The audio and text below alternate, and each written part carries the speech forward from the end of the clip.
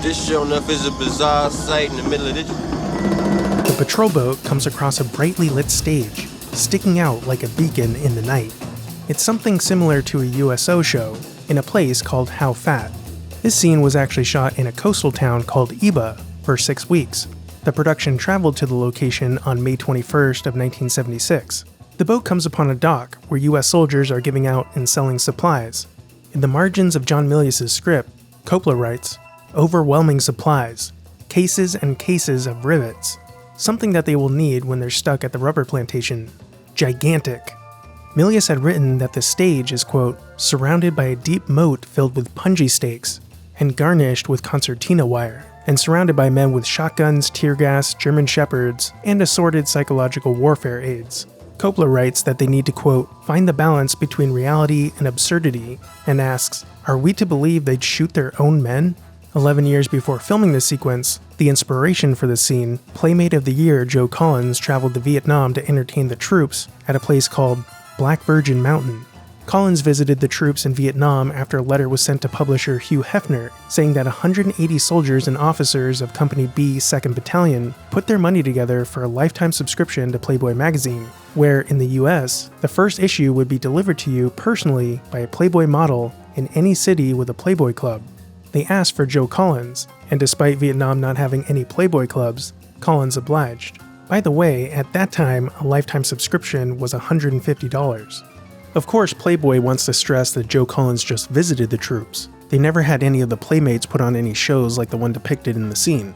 Near the end of the war, Hugh Hefner's private jet was used to transport 41 orphan Vietnamese children from a processing facility in San Francisco to new homes in New York.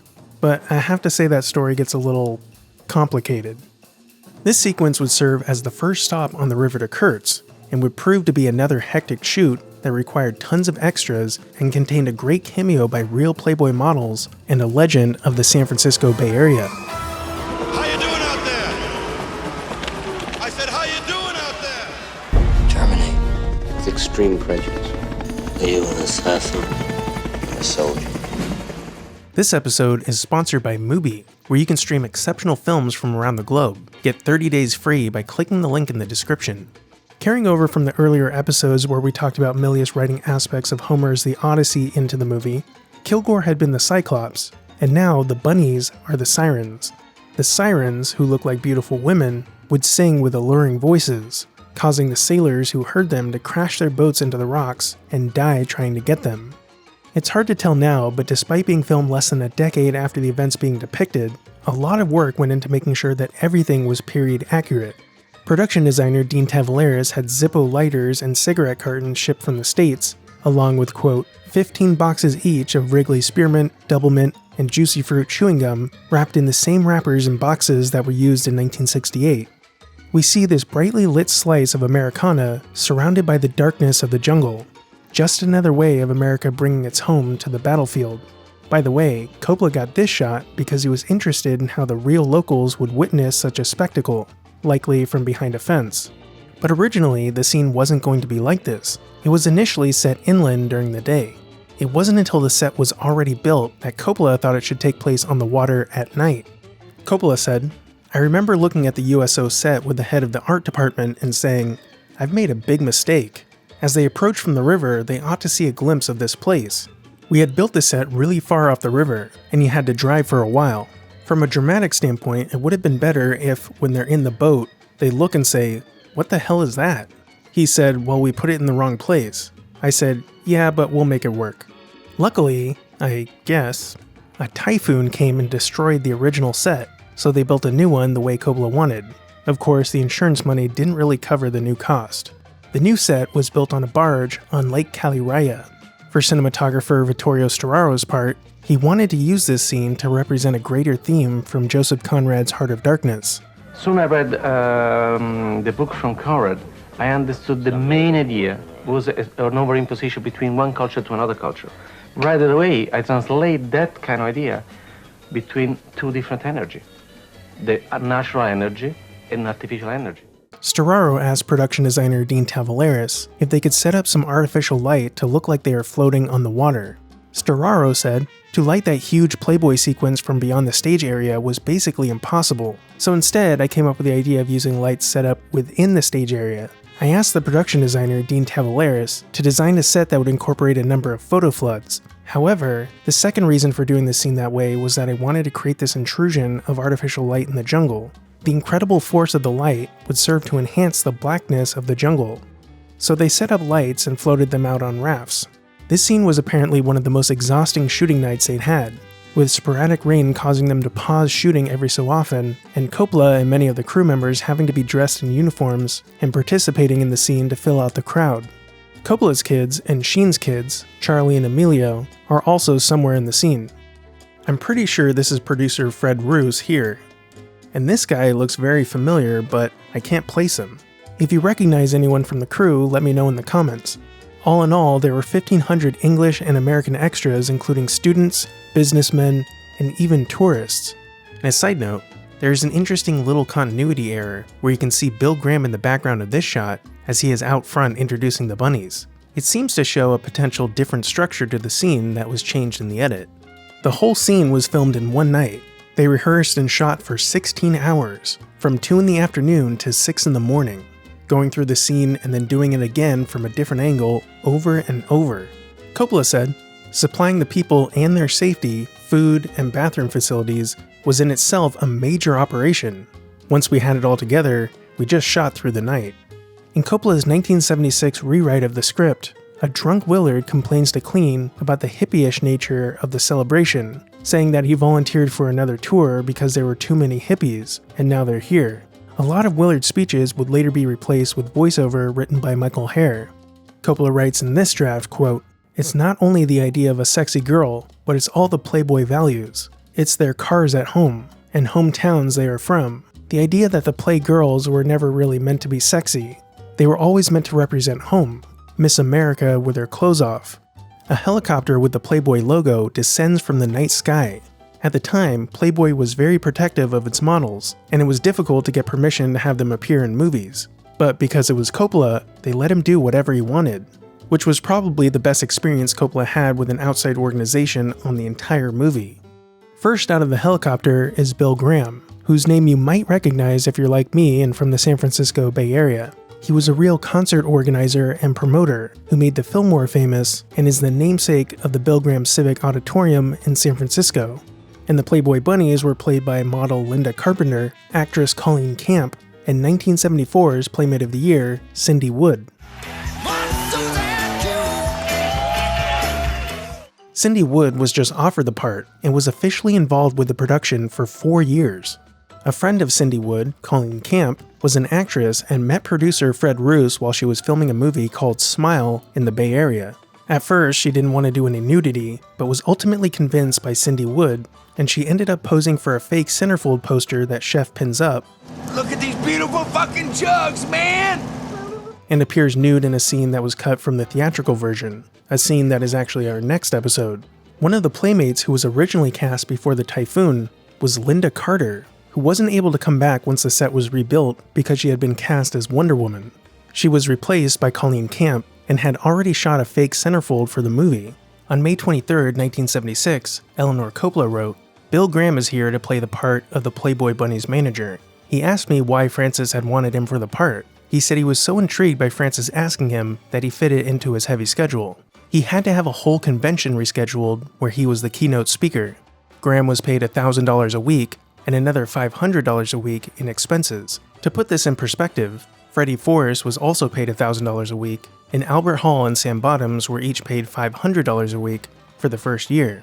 Graham and Coppola became friends, and in 1979, when Apocalypse Now was finally released, Coppola was invited to present the Best Director award at the Oscars that year. Graham had always wanted to go to the Oscars, so Coppola invited him to come along as his guest. Graham had brought a bag of cookies that he was munching on during the show, and Coppola reached over and grabbed a cookie out of the bag and ate it. Graham's face got pale and he said, "No, not those." Later, an assistant of the Academy came and took Coppola backstage to get ready for his cue. As you can probably tell by now, the cookies had marijuana in them. Coppola was feeling the effects by the time he walked out on stage, with his old nemesis Robert Evans' ex-wife Ally McGraw, who you'll remember was currently married to the original favorite to play Willard, Steve McQueen. Coppola was very interested in the concept of live cinema, and when the time came for him to speak, he went off script and said this. You know, I'd like to say that I think that we're on the eve of something that's going to make the Industrial Revolution look like a small-town tryout out of town. And I'm talking about the communications revolution. I think it's coming very quickly, and that the movies of the 80s are going to be amazing beyond what any of you can dream, just a couple of years away from now. And I see a communications revolution that is about movies and art and music and digital electronics and computers and satellites and above all human talent. And it's going to make things that the masters of the cinema, from whom we've inherited this business, wouldn't believe the things that are going to be possible. And Saturday Night Live would spoof this not too long after. The film industry, what we call filmmaking, is going to go into such great changes in the 80s that it's going to make the Industrial Revolution look like last night's Totoni. I mean, we're talking about satellites and video discs, laser stereos, huge extension cords. As I listened to his rambling, incoherent speech, it all became clear. Coppola was quite completely insane. It's funny given the circumstances, but I have to say that Coppola's excitement for cinema is unmatched and completely infectious. I believe we should look to the future of cinema as something intriguing and new, instead of refinement and more of the same. During the filming of the Playboy scene, Daily Variety put out a story hinting that the movie might be filming things that would tarnish the image of the United Service Organization, or USO. People most often associate USO with comedian Bob Hope, who made 57 tours for USO between 1941 and 1991. Now, I have real good news for you. I want to tell you guys the country's behind you 50%. Russell Bice, the director of USO shows, asked for a copy of the Apocalypse Now script to review, but was politely declined with an assurance that the USO would not be referenced anywhere in the movie and that nothing would be done to harm the image of USO. There's some more background about the USO in this episode's companion PDF. You can buy it right now for just $1, and it also contains some interesting comments from the previous episode. Or you can support CinemaTyler on Patreon at the $5 level and get access to all of the companion PDFs I've made for this series. Well, that was just logical. I mean, when you saw the whole idea of these shows, you know, where these incredibly sexy girls are brought there and, you know, displayed to thousands of men who may die the next day, what's going to stop them from taking those girls?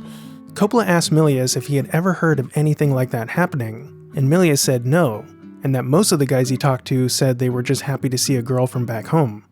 Deborah Fine, the person who did all the research for the dossier, also researched USO shows. During that research, she found a quote from Raquel Welch that she said after returning from a tour with Bob Hope, quote, "Sending girls like me to Vietnam to entertain the troops is like teasing a caged lion with a piece of raw meat." By the way, this weird part here where Lance yells at the bunny teasing him, "You fucking dead!" is likely a reference to his hidden backstory. He enlisted after a classmate rejected him. Some of the men can't take it anymore and jump across the moat to the stage. Cindy Wood says that she didn't remember Coppola saying anything to her about the men rushing the stage, and said that Coppola would do things to get a natural reaction, calling him an incredible director. By the end of filming the scene, she nearly passed out from exhaustion and needed a B-12 shot. Bill Graham sets off a smoke grenade and signals for the helicopter to start up so they can leave.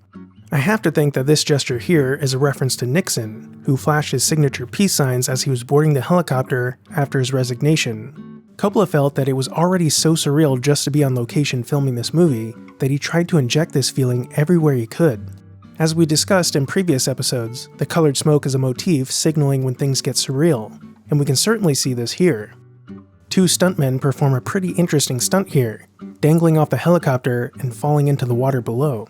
This was made even more dangerous by the fact that the pilots were 18 years old. Willard has a bottle of booze wrapped in a magazine to hide his drinking. Willard's voiceover here alludes to the North Vietnamese not needing all this fanfare for morale. They are in it all the way. Charlie didn't get much USO. He was dug in too deep or moving too fast. His idea of great R&R was cold rice and a little rat meat. He had only two ways home, death or victory. Seeing Bill Graham fly away in a helicopter is a little eerie, considering he would die in a helicopter crash in 1991. We'll see him again in the next episode. We see the aftermath of the show in a shot from the next day. What's interesting here is that they didn't do anything to dress a set for filming this. It's just what it happened to look like after filming the previous night. In the Redux version, as the boat rides away, Clean tells a story about a sergeant who shot a South Vietnamese lieutenant for sticking pins in his favorite centerfold. They blew his ass clean off of the dock. There wasn't no more lieutenant that day. Coppola liked this, quote, delightful scene, but said they must play off the main story, and suggested it be intercut with the men waiting for the Playboy show to begin. The story appears in Milius' 1969 draft of the script, and does take place in the stands before the show like Coppola suggested. Willard finally takes off his band-aid here, completing the band-aid arc? The journey to Kurtz is now fully underway, and we can see the crew having a bit of fun. Clean dances to the radio, and Lance water skis behind the boat.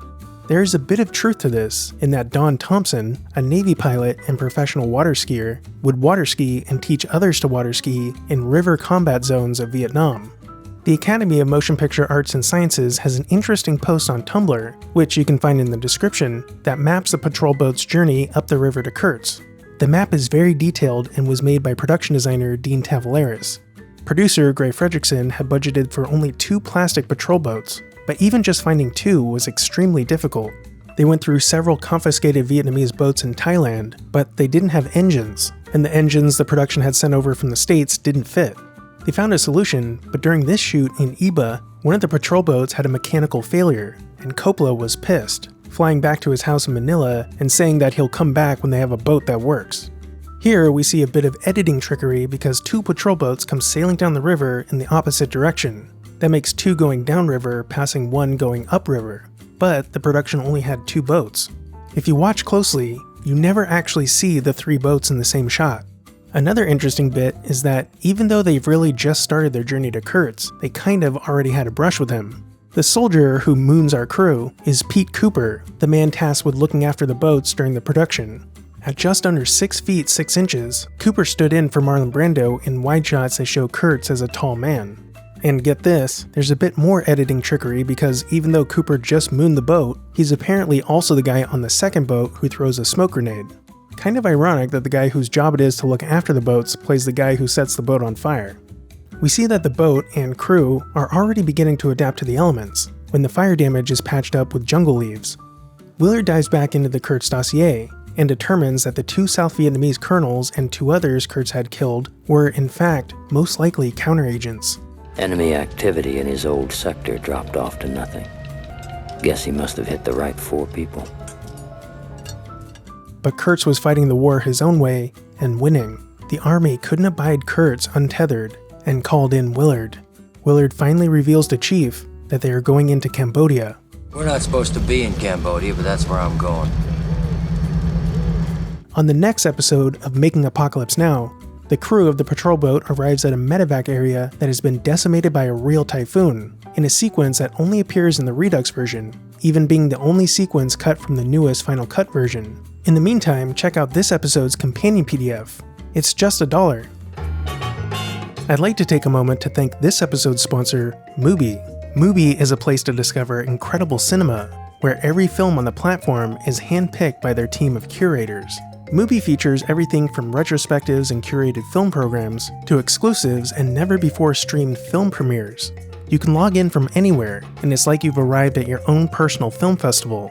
They even have a print magazine called Notebook, with tons of great contributors and retro finds. You can learn more about Notebook at mubi.com/magazine. Mubi is kicking off 2023 with a collection of great directors' first films, including the first film of David Cronenberg, Kelly Reichardt, Panos Cosmatos, and more. And right now, Mubi is also playing The Man Who Fell to Earth, starring David Bowie as an alien, a role he was born to play.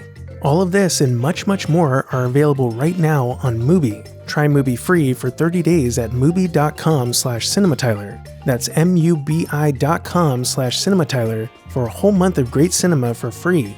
Or join CinemaTyler on Patreon at the $5 level and get extended access to Mubi as a perk.